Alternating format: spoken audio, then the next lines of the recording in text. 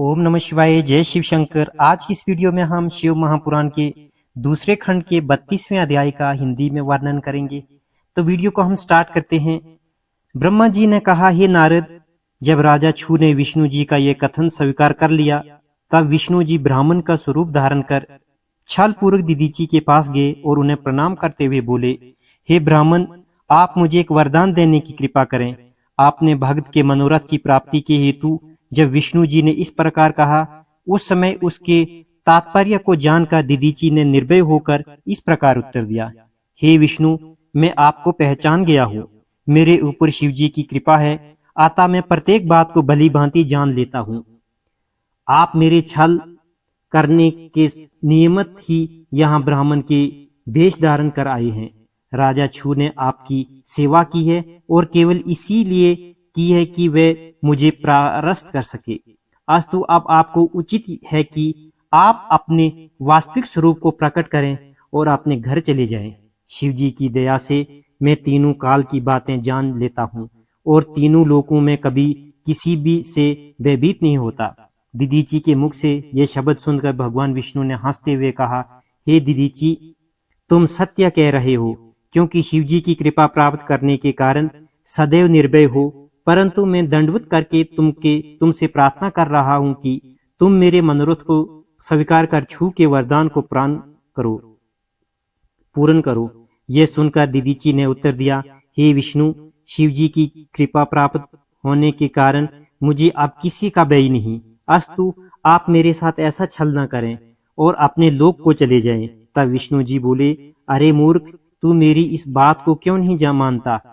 मुझसे शत्रुता रखकर कोई सुखी नहीं हो सकता। मैंने रावण आदि महान बलशाली वीरों को भी नष्ट कर दिया है।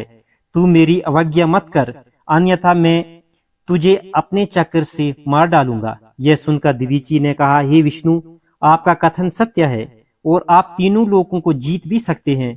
आपने करोड़ों राक्षसों, दैत्यों तथा अपने शत्रुओं को मारा भी है, परंतु आप ये ध्यान रखिए कि शिव भक्तों के ऊपर आपका कोई वश नहीं चल सकता। उनके ऊपर आपका सुदर्शन चक्र निष्फल हो जाता है। इसके प्राण स्वरूप मैं आपको स्मरण दिलाई देता हूँ कि तारक के कंठ में लगकर आपका चक्र निष्फल हो गया तथा रावण का भी कुछ नहीं बिगाड़ सका। जिस समय आपने अपने चक्र को निष्फल होते देखकर रावण को मारने के लिए शिव जी का पूजन किया और उन्हें प्रसन्न होकर आपको अमोघ बाण का आज्ञा दी, तभी आप रावण का विजय प्राप्त कर सके थे। आप ये भली भांति जान लें कि शिव जी की भक्ति के बिना कोई भी कार्य सफल नहीं हो सकता। हे नारद, ये सुनकर विष्णु जी ने अत्यंत क्रोधित होकर अपना चक्र दीदीची के ऊपर छोड़ दिया, परंतु दीदीची के शरीर का स्पर्श करते ही वह चक्र सर्वथा निष्फल हो गया। उस समय विष्णु जी अपनी ऐसी पराजय देखकर बहुत व्याकुल हुए। तभी दीदीची ने मुस्कुराते हुए उनसे इस प्रकार कहा, हे विष्णु, आप आश्चर्यचकित न हो। मैं आपको चक्र के निष्फल हो जाने के कारण विस्तार पूर्वक समझाता हूँ। यद्यपि आपने बहुत उपायों द्वारा इस चक्र को प्राप्त किया है, परंतु ये मुझे अपना मित्र समझकर नहीं मारता। आप मेरे ऊपर जिस अस्त्र का प्रयोग करना चाहे करें, आप और अपनी संपूर्ण शक्ति लगाकर मुझे नष्ट करने का प्रयत्न करें, परंतु यह निश्चित है कि आप मेरे कुछ भी नहीं बिगाड़ सकते। यह सुनकर विष्णु जी अत्यंत क्रोधित हुए और उन्होंने महाभयानक गर्जना की। उस घोर गर्जना को सुनकर देवता, उपदेवता तथा बैकुंठवासी लोगों की सेना विष्णु जी के समीप तुरंत आ पहुंची। तभी विष्णु जी उस सेना को साथ लेकर दीदीची के साथ युद्ध करने लगे। हे नारद, विष्णु जी ने अपने देवताओं के साथ मिलकर दीदीची के ऊपर अनेक प्रकार के अस्त्र शस्त्रों की वर्षा की। इस प्रकार धर्म के प्रतिकूल चलते हुए सब ने मिलकर एक मनुष्य को मार डालना चाहा, परंतु उस दशा में भी दीदीची निर्भय बना रहा। उसने एक मुट्ठी कुश लेकर जैसे ही उन देवताओं की ओर छोड़े, वैसे ही वे पवित्र त्रिशूल बनकर प्रलयकाल की ज्योति के समान चारों ओर अग्नि फैलाते हुए सब को भस्म करने लगे। उन त्रिशूलों ने विष्णु सहित संपूर्ण देवताओं को नष्ट कर देना चाहा। यह दृश्य देखकर सब देवताओं ने अपने हथियार डाल दिए और उस स्थान से भाग खड़े हुए। तब विष्णु जी ने माया द्वारा अपने समान करोड़ों पार्षदों को अपने पवित्र शरीर से उत्पन्न किया, परंतु दीदीची ने शिव जी का ध्यान धरकर उन सब को भी भस्म कर दिया। अपने गणों को इस प्रकार नष्ट होते हुए देखकर विष्णु जी ने अत्यंत आश्चर्यचकित जनक चरित्र का आश्रय लिया, अर्थात उन्होंने अपना विराट रूप स्वरूप प्रकट किया, अपने शरीर में तीनों लोगों को दिखाया ताकि दीदीची भयभीत हो जाए।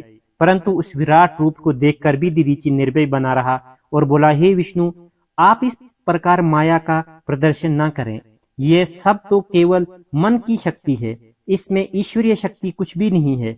आप चाहे तो मेरे शरीर में भी इन सब वास्तुओं को देख लें, तदुपरांत मुझसे छल करें।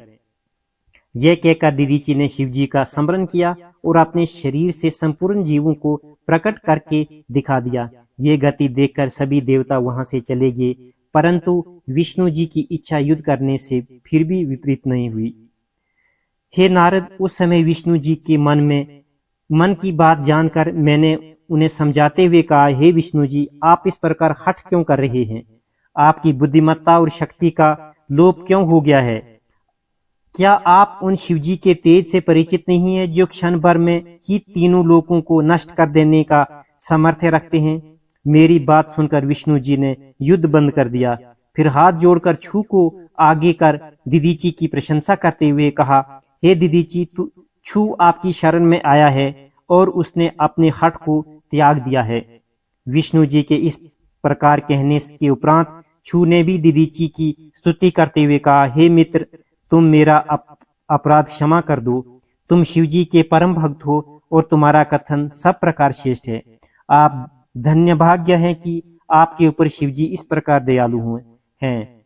मैं ये भली भांति समझ गया हूं कि तीनों लोकों में शिवजी के समान अन्य कोई नहीं है। राजा छू के इन शब्दों को सुनकर दीदीची ने भी उसके ऊपर कृपा दिखाई।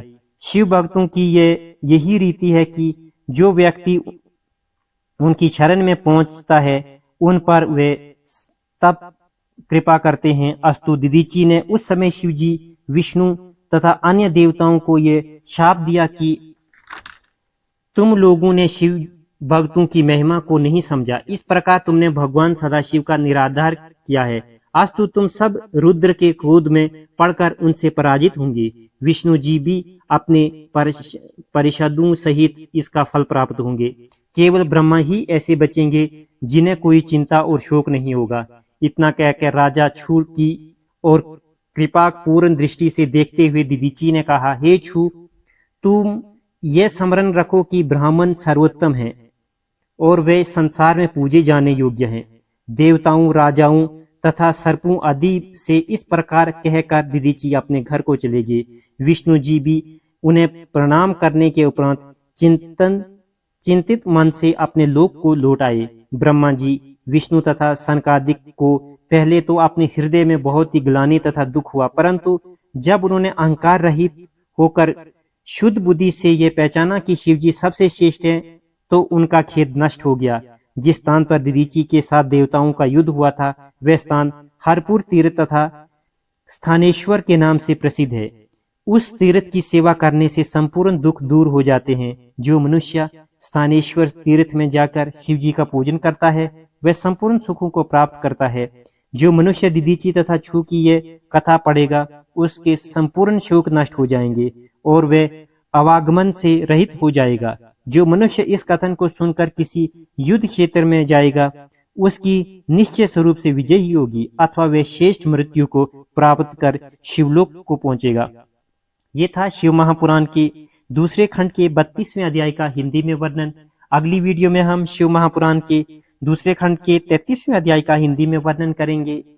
अगर आप हमारे YouTube चैनल पर नए हैं तो वीडियो को लाइक करें, चैनल को सब्सक्राइब करें तथा बेल आइकन जरूर दबाएं ताकि आने वाली वीडियो की नोटिफिकेशन आप तक सबसे पहले पहुंचे। ओम नमः शिवाय, जय शिव शंकर, हर हर महादेव।